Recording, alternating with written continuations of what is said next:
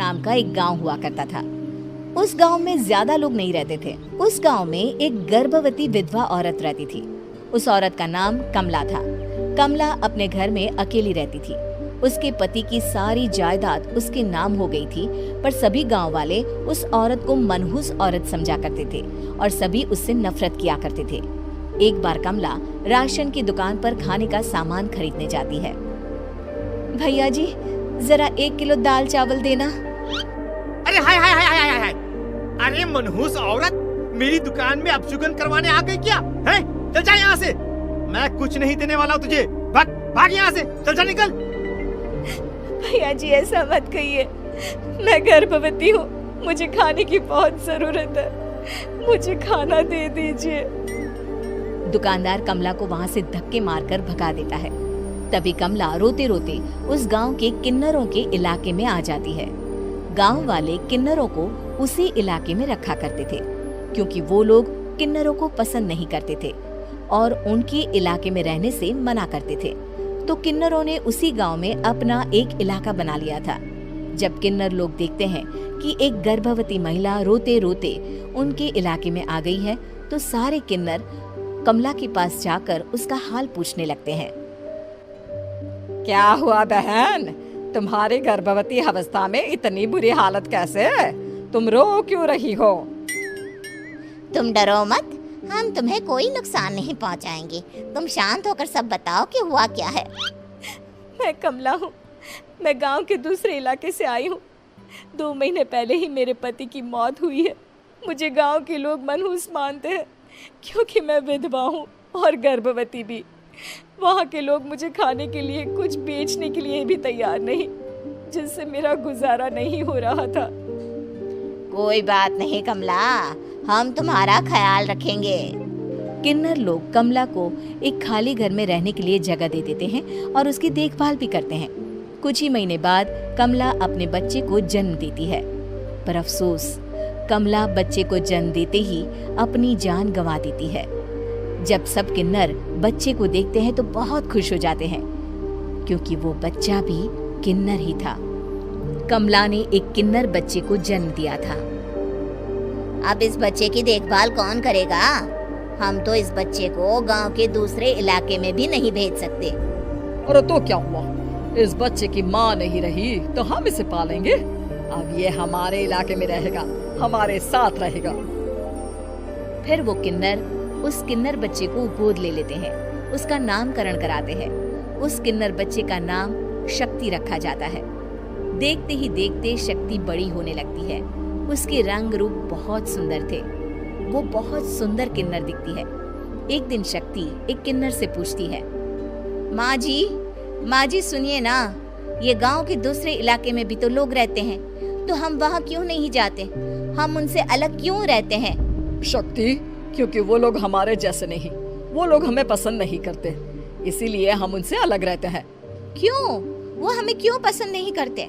मुझे एक बार उस इलाके में जाना है, मैं एक बार वहाँ जाकर घूम कर आऊं। शक्ति, खबरदार, जो तू उस इलाके में कभी भी गई तो अपनी जान नहीं गंवाना चाहती तो उस इलाके में कभी कदम भी नहीं रखेगी, समझी? इतना कहकर वो किन्नर वहाँ से चली जाती है। शक्ति उस किन्नर की बात सुनकर बहुत रोती है। माँ जी ऐसा कैसे कह सकती है? उन्होंने इतनी सी बात के लिए मुझे इतना डांटा। अब तो मैं उस इलाके में जरूर जाऊंगी। फिर एक दिन शक्ति गांव के दूसरे इलाके में चुपके से जाती है। ये लोग तो हमारे जैसे ही इंसान हैं, तो ये हमसे नफरत क्यों करते हैं? जब शक्ति उस इलाके में पहुंचती है तो गांव के सारे आदमी उसके रूप से मोहित हो जाते हैं। वो लोग ये अंदाजा नहीं लगा पाते कि वो किन्नर है। शक्ति की सुंदरता देखकर सारे गांव वाले उसकी तारीफ करने लगते हैं। तभी गांव का चक्कर लगाने गांव के जमींदार का बेटा हर्ष वहां पहुंचता है। हर्ष भी दिखने में बहुत सुंदर होता है। जब हर्ष ने शक्ति को देखा तो वो भी उससे मोहित हो गया, और जब शक्ति की नजर हर्ष पर पड़ी तो वो हर्ष को देखकर मोहित हो गई। आपको पहले कभी इस गांव में देखा नहीं। इस गांव में आप नए हैं क्या? जी नहीं, वो मैं बस। तभी शक्ति बोलते बोलते रुक जाती है और मन में सोचने लगती है, अगर मैंने इनको बता दिया कि मैं दूसरे इलाके से आई हूँ तो वो समझ जाएंगे कि मैं किन्नर हूँ। इसलिए मुझे इनसे झूठ ही बोलना पड़ेगा।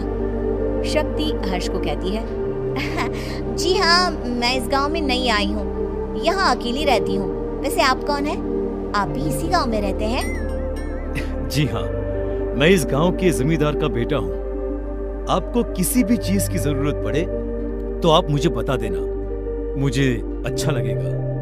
ऐसे ही शक्ति और हर्ष एक दूसरे से रोज मिलने लगते। वो दोनों अपने प्यार का इजहार करने एक दूसरे से मिलने जाते हैं। तभी शक्ति का पीछा करते करते एक किन्नर वहां आ जाती है।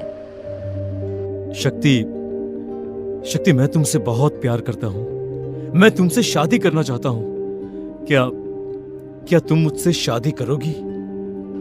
हाँ हर्ष, मैं तुमसे शादी करूंगी, पर मैं तुमको अपने बारे में एक सच्चाई बताना चाहती हूँ जो मैंने तुमसे छुपा कर रखी है। तभी उनके बीच में ही वो किन्नर आ जाती है। शक्ति, तेरी हिम्मत कैसे हुई ऐसा करने की?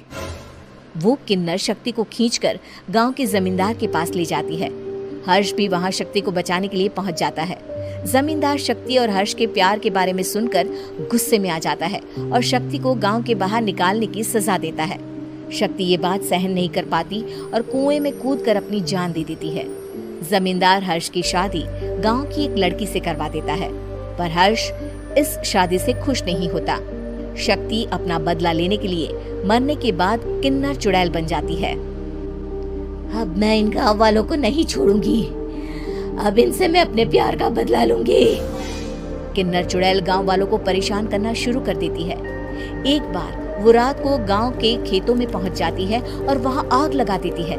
सारी फसल जल के राख हो जाती है। जब एक आदमी रात को उठकर देखता है कि खेत में आग लग गई है तो वो वहां पहुंच जाता है। वो देखता है कि खेतों के बीचों बीच एक किन्नर चुड़ैल खड़ी है और वहां खड़े होकर ताली बजा रही है। गांव वाला किन्नर चुड़ैल को देखकर बेहोश हो जाता है। जब सुबह उस आदमी को होश आता है तो वो सीधा जमींदार के पास जाता है। अरे जमींदार साहब, अरे वो किन्नर चुड़ैल ने मेरी सारी फसल जला दी। अब मैं क्या करूंगा? क्या होगा मेरा? जमींदार चुड़ैल किन्नर का नाम सुनते ही सब कुछ समझ जाता है। अब वो बहुत डर जाता है। उसी रात को जब जमींदार डर के मारे अपने कमरे में सो नहीं पाता, तभी वहां अचानक से किन्नर चुड़ैल आ जाती है। किन्नर चुड़ैल जोर जोर से जमींदार के आगे खड़ी होकर हंसने लगती है और ताली बजाने लगती है। जमींदार उस डरावनी किन्नर चुड़ैल को देखकर बहुत डर जाता है। तूने मेरे साथ बहुत बुरा किया, अब मैं तुझे जान से मार दूंगी। नहीं नहीं नहीं नहीं, नहीं। मुझे माफ कर दो, मुझे मत मारो। मैं कभी ऐसा दोबारा नहीं करूंगा। अब तुम जो बोलोगी वही मैं करूंगा। ठीक है, मैं चाहती हूँ कि किन्नर इलाका गांव के इलाके से जुड़े और गांव का कोई भी आदमी किन्नर समाज से द्वेष ना करे, उससे नफरत ना करे, नहीं तो मैं सारे गांव को मार दूंगी। और तुम गांव में एक नया कानून बनाओ कि अगर किसी ने भी किन्नर समाज को हानि पहुंचाने की कोशिश भी करी या इनसे भेदभाव करने की भी कोशिश करी तो उनको कड़ी से कड़ी सजा मिलेगी। हाँ हाँ हाँ हाँ, मैं ऐसा ही करूंगा। तुम जो बोलोगी वो मैं करूंगा, पर मुझे जाने दो प्लीज। तब वो किन्नर चुड़ैल वहां से चली जाती है। गांव का जमींदार किन्नर चुड़ैल का कहा मानते हुए दोनों इलाकों को एक कर देता है और नया कानून भी लागू कर देता है। तब से वहां किन्नर समाज और बाकी गांव वाले शांतिपूर्वक रहने लगते हैं।